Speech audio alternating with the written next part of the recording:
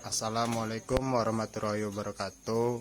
Perkenalkan, nama saya Erlangga Alif Ramadan. Di sini saya sebagai moderator kelompok 2 yang beranggotakan saya sendiri, Erlangga Alif Ramadan, Lia Oktaviana, Kadek Marga Sampurna, Ardan Iswanda, dan Febi Lala.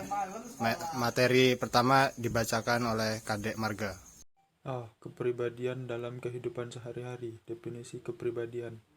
Kepribadian atau personality merupakan salah satu kajian psikologi yang lahir berdasarkan pemikiran, kajian atau temuan-temuan hasil praktik penanganan kasus para ahli. Adapun kepribadian merupakan terjemahan dari bahasa Inggris personality. Kata personality sendiri berasal dari bahasa Latin persona, yang berarti topeng yang digunakan oleh para aktor dalam suatu permainan atau pertunjukan. Di sini para aktor menyembunyikan kepribadiannya yang asli dan menampilkan dirinya sesuai dengan topeng yang digunakan kemudian. Dalam kehidupan sehari-hari, kata kepribadian digunakan untuk menggambarkan identitas diri atau jati diri seseorang. Faktor penentu kepribadian. Yang pertama, faktor keturunan. Keturunan merujuk pada faktor genetika seorang individu.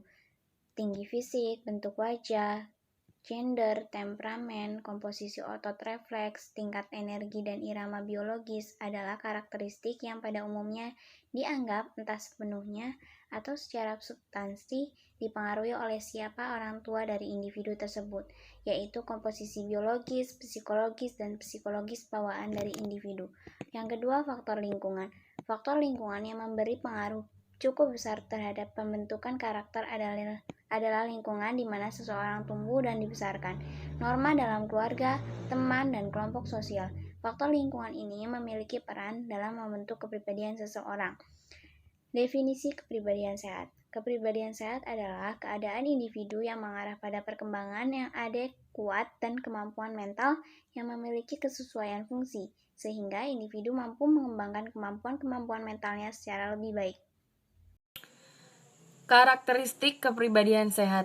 Individu yang memiliki kepribadian sehat seringkali dikenali sebagai mereka yang A. Dapat terbebas dari gangguan psikolog dan gangguan mental berat. B. Mampu menyesuaikan diri dengan lingkungan tanpa kehilangan identitas. C. Mampu mengembangkan potensi dan bakat. D.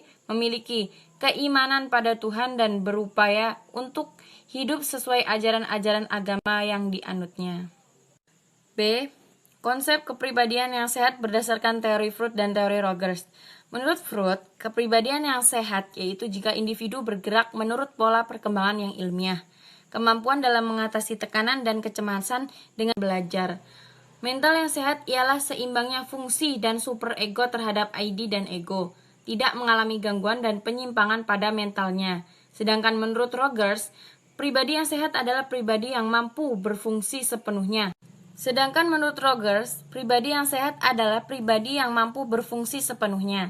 Mereka mampu mengalami secara mendalam keseluruhan emosi, kebahagiaan atau kesedihan, gembira atau putus asa. Ciri-ciri dari pribadi sehat ini adalah memiliki perasaan yang kuat, dapat memilih bertindak bebas, kreatif, dan spontan, memiliki keberanian untuk menjadi ada, yaitu menjadi diri sendiri tanpa bersembunyi di balik topeng atau berpura-pura menjadi sesuatu yang bukan dirinya. Ciri-ciri kepribadian. Ciri-ciri kepribadian yang sehat. 1. Mampu menilai diri sendiri secara realistik. 2. Mampu menilai situasi secara realistik. 3. Mampu menilai prestasi yang diperoleh secara realistik. 4. Menerima tanggung jawab. 5. Kemandirian. Sedangkan ciri-ciri kepribadian yang tidak sehat: 1. Mudah marah. 2. Menunjukkan kekhawatiran dan kecemasan. 3. Sering merasa tertekan. 4. Senang mengkritik atau mencemooh orang lain. 5. Kurang memiliki rasa tanggung jawab. Baik, saya akhiri presentasinya. Mohon maaf jika ada kesalahan dalam penyampaian. Saya akhiri. Wassalamualaikum warahmatullahi wabarakatuh.